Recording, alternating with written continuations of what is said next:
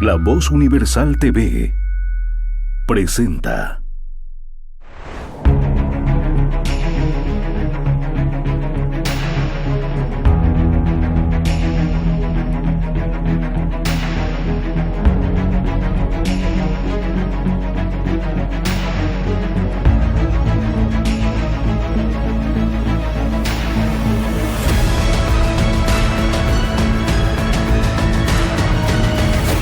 El Laberinto con Andrés Canseco.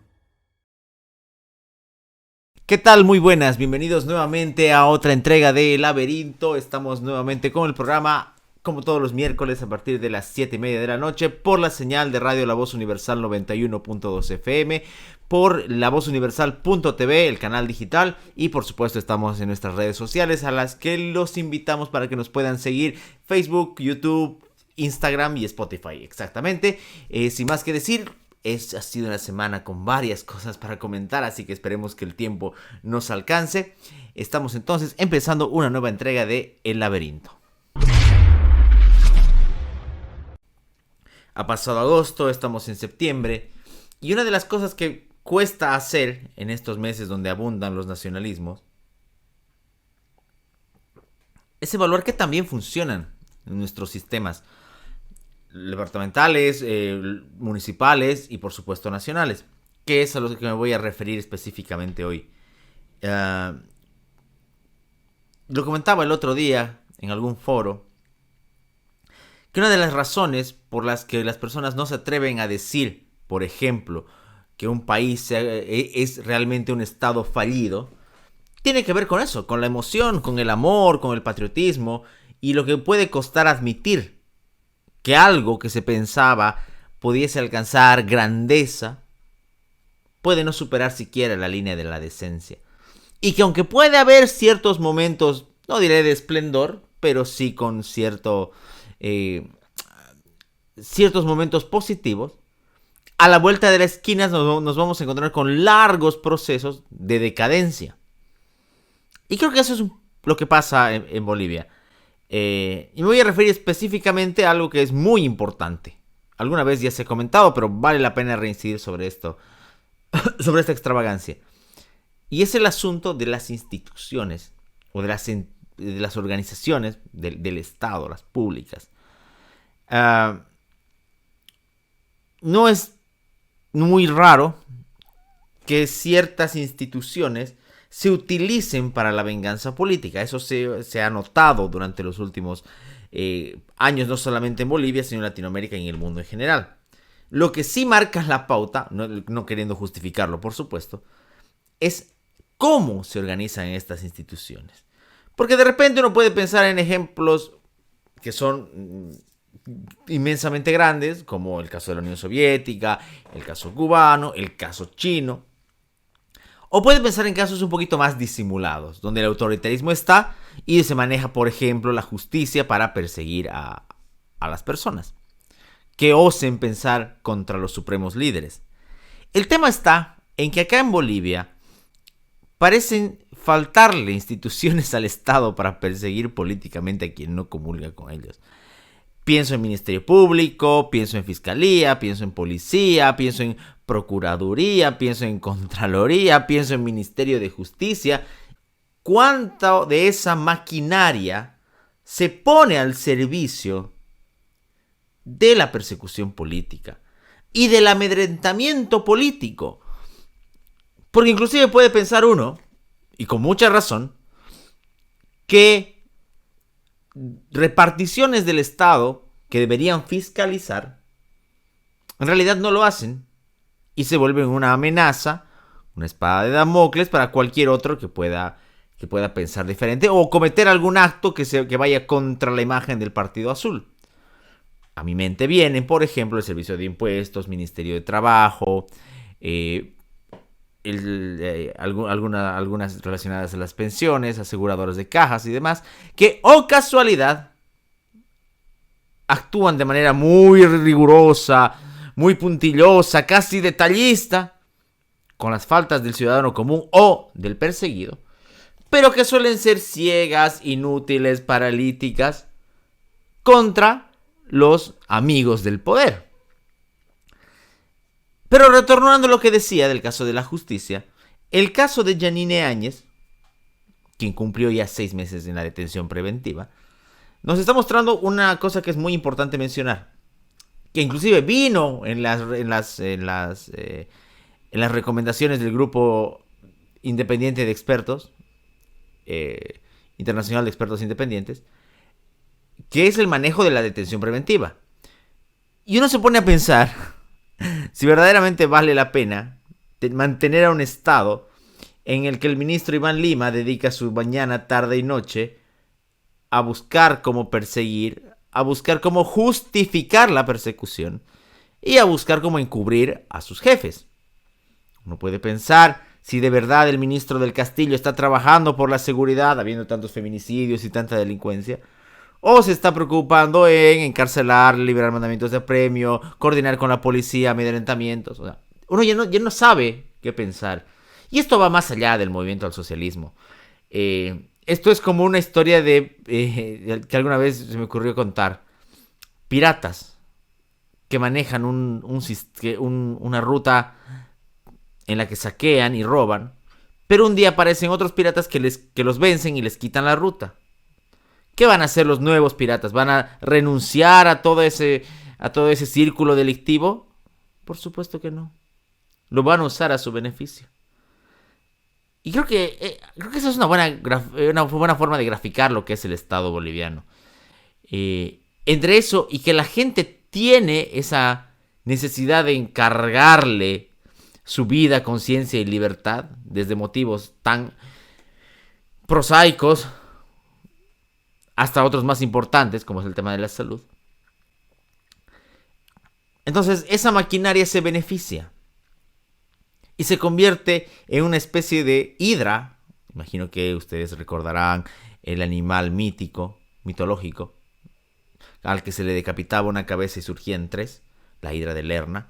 Pues así parece ser este Estado plurinacional.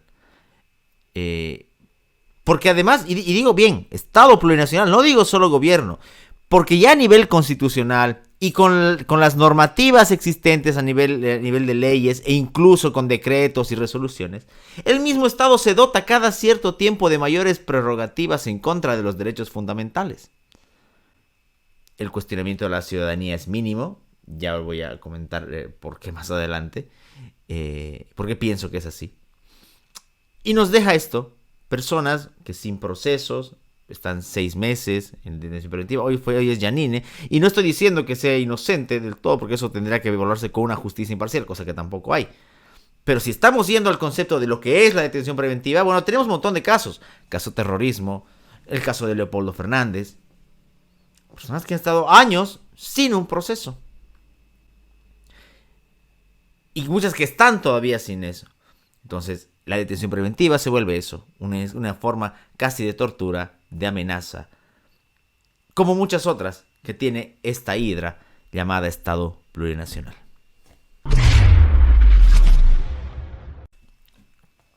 Ahora, ¿de dónde viene el poder de esta hidra plurinacional? Primero viene del escaso valor que le damos a las libertades de los derechos fundamentales. Y una de esas está en la educación. No necesariamente en la educación con los contenidos, aunque también tiene que ver, sino en esa educación que debería fomentar cierto aspecto crítico, pero crítico real. Y es una educación que no se mejora con una reforma educativa o con una ley Avelino Cignani o con cualquier nombre que le quieran poner. Parte de una actitud ciudadana en la que están comprometidos padres de familia, instituciones, el mismo estudiante. Y pensaba en esto porque justamente hace unos días también veíamos el caso de esta profesora en Argentina que defendía a diestra y siniestra y de una manera muy beligerante el peronismo y al régimen de Cristina Kirchner y ahora con Alberto Fernández, cosa que también hay que mencionarla. Está de moda, parece, en esta parte del mundo que los grandes reyes de hace unos años tengan que poner otros títeres ahí adelante. Pasa acá en Bolivia también. Pero bueno, imagino que esta profesora debe estar muy furiosa por cómo perdió en esta semana en las PASO, en las elecciones primarias, el kirchnerismo. Pero bueno, Esa actitud de esa profesora, que ha escandalizado no solamente a argentinos, sino a mucha gente en el mundo, habría que ver si es tan distante de lo que pasa en Bolivia. Porque de repente no habrá profesores que griten de manera energúmena, aunque sí puede haberlos, que defienden un partido o una ideología. Cosa que hasta cierto punto es entendible, no se puede anular sus apreciaciones. Pero la forma en la que se puede discutir, debatir, intercambiar en un aula es lo que marca la diferencia. No nos olvidemos que gran parte de la libertad que se ha conseguido ha sido también contra las instituciones religiosas y el fundamentalismo de ese tipo. Bueno, pues el fundamentalismo político también ha tomado la educación. Uno tiene la fortuna de compartir espacios laborales y educativos con gente que sí aprecia la crítica. Pero también sabe de casos en los que esto no es así. Sobre todo en universidades públicas, aunque también en privadas, y hay algunas que otorgan honoris causa a los tiranos, en las que la divergencia de opiniones puede costarle al estudiante notas, puede costarle sanciones, y ante lo cual el estudiante prefiere o callar o directamente bajar la cabeza y fingir que está de acuerdo con el profesor, con el rector, o con la institución, o con el jefe de carrera, o con quien sea. Y esto no me lo estoy inventando. Entonces, así como nos escandaliza y nos perturba ver a esa profesora kirchnerista gritarle al estudiante, encima con un fanatismo que es propio del peronismo, habría que preguntarnos cómo estamos en casa. Y digo en casa en todo el concepto de la palabra, en las instituciones universitarias, en las instituciones escolares y en los hogares. ¿Realmente permitimos el espíritu crítico en los hogares? ¿O es que lo decimos, pero a la hora de la verdad se sojuzga imponiendo al adolescente, al niño, al adolescente o hasta al joven un poco más grande, ideologías, religiones, cuestiones morales? Entonces no nos quejemos después del adoctrinamiento de los otros, cuando el adoctrinamiento parte desde nuestro mismo entorno. Porque en ese caso lo que no estará mal el adoctrinamiento, lo que estará mal será el adoctrinamiento de ellos.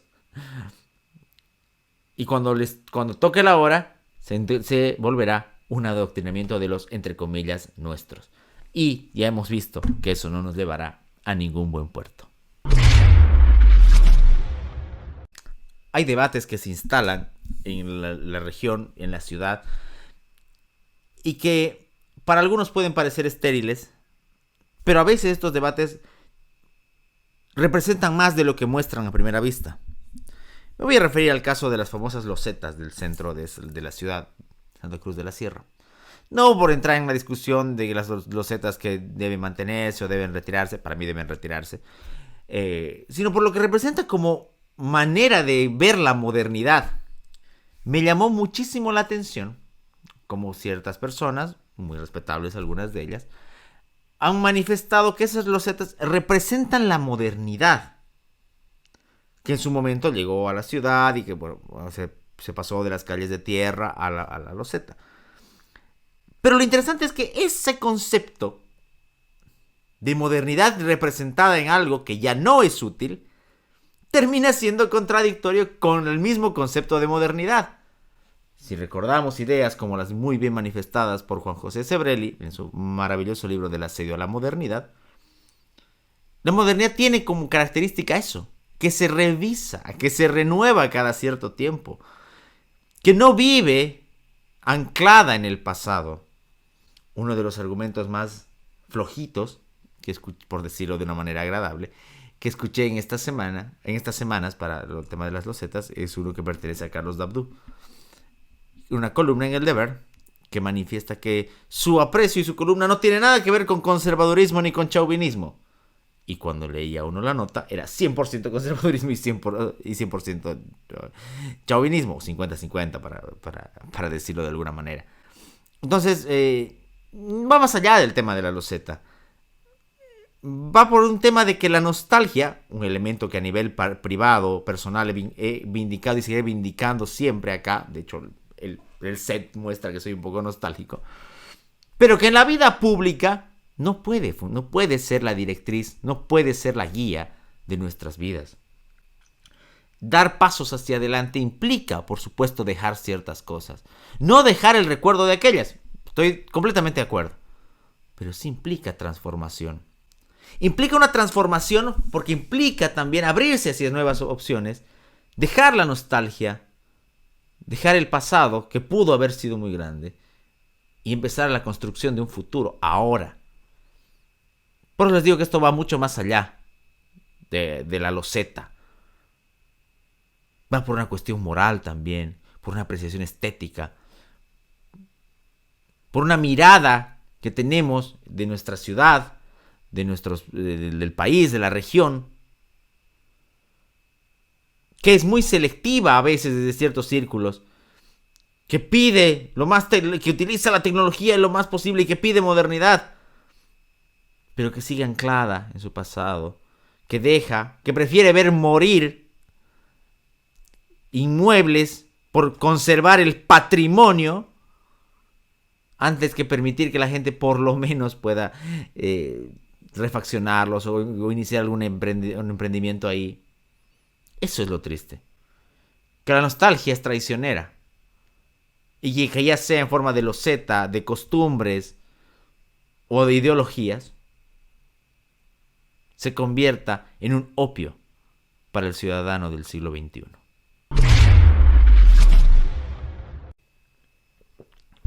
Voy a hablar un poco acerca de esto de la definición política. Hay dos hechos que se han conjugado en estas semanas que han ocurrido que me permiten tocar el tema.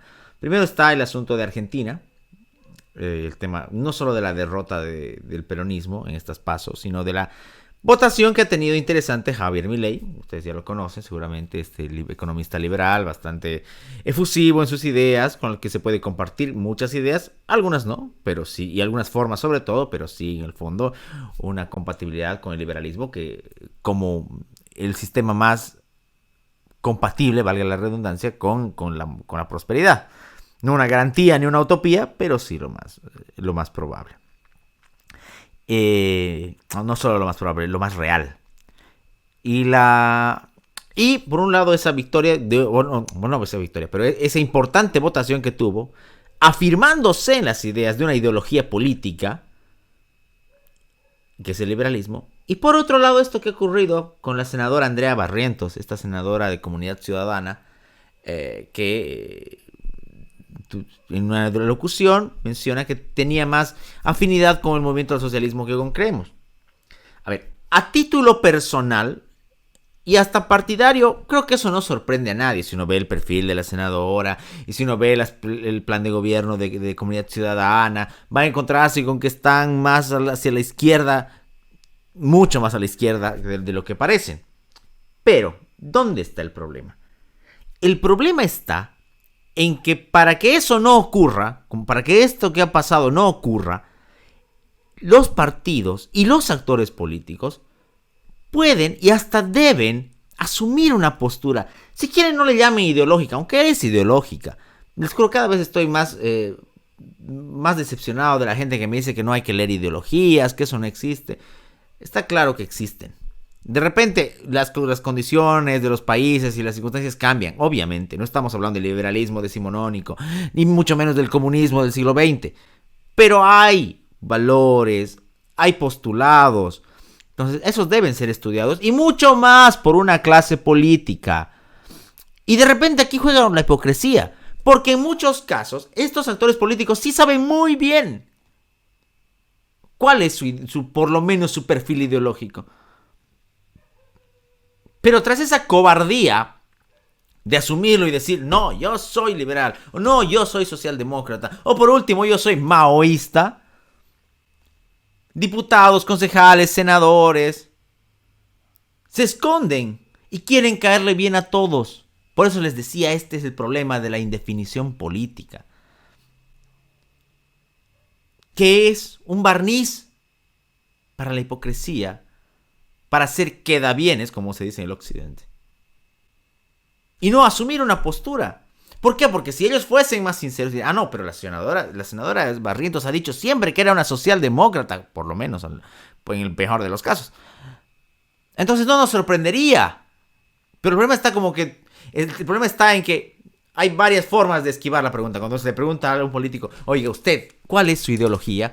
No, lo que pasa es que las ideologías son algo pasado. Yo no soy de izquierda ni de derecha. Mi trabajo es por Santa Cruz, bla, bla, bla, bla, bla. Ese tipo de malabarismos baratos, simplones, insultantes para la inteligencia del ciudadano, son los que abundan. Y por último podrá decir, no, el político podrá decir, no es que hay izquierda y derecha, pero ¿sabe qué? Yo creo que la libertad es el valor supremo, o yo creo que la igualdad es el valor supremo. Y entonces el ciudadano, al menos el medianamente informado, sabrá hacia dónde va ese político. Y en un nivel más bajo, mucho más bajo, porque también tenemos un bajísimo nivel en nuestros políticos, habrá muchos diputados, sobre todo, y concejales y senadores, que nunca han agarrado un libro, ni siquiera han visto un YouTube de ideologías políticas. Y pienso en muchos, no es por generalizar, pero que generalmente tienen su fundamento en el liderazgo barrial, vecinal, y cuyas conquistas y más grandes logros han sido congeniar con la asociación de vecinos o con las juntas vecinales, etcétera, etcétera, y han dejado postergado o olvidado, jamás les interesó profundizar un poquito sobre esto. Y esto no me lo estoy inventando. Yo conozco diputados que no saben definir lo que es una ideología política o diferenciar una entre otra. Esto va más allá de Reinaldo Ezequiel. Va hacia una clase opositora, política opositora, que también ha incurrido en este olvido. Obviamente no hay que generalizar, hay otros que sí lo hacen. Pero las deficiencias, pero si no es la deficiencia, es la mentira, la hipocresía y ese ánimo de quedar bien con todos. De tener miedo de decir, uy, no, y lo que pasa es que si yo digo que soy liberal, nadie me va a apoyar. Ok, entonces transfórmese usted en un socialdemócrata o en un leninista. Pero entonces dirá, no, es que la clase media después me va a rechazar. Entonces vivimos en eso. Una política de máscaras, una política de hipocresía y una política de mentiras y de indefinición. No voy a referirme en específico en lo que ha pasado con esta cadena de restaurantes, porque ya el morbo, el chisme y todo aquello no es mi estilo. Pero sí voy a tratar de hacer lo que siempre hago en este programa desde hace 2-3 años, casi 3 años, que es tomar este hecho para reflexionar sobre cuestiones más profundas, sin atacar y sin defender a la empresa, porque no me ha contratado como abogado para nadie para eso. Vale la pena pensar en lo particular que es esto de hacer empresa en Bolivia, en lo difícil que es hacer empresa en Bolivia. ¿Por qué difícil? En lo sacrificado que es, porque... Y no es por evangelizar ni por santificar a los empresarios, para nada. Porque les hemos caído un montón de veces duro, sobre todo a los de la CAINCO acá. Sino porque llama mucho la atención cómo ahora que ha ocurrido esta desgracia, aparecen un montón de instituciones, como aparecieron el SENASAC, Viceministerio de Defensa del Consumidor, municipio, seguramente el CEDES, y todos aparecieron para justificar sus caninos puestos, muchos de ellos.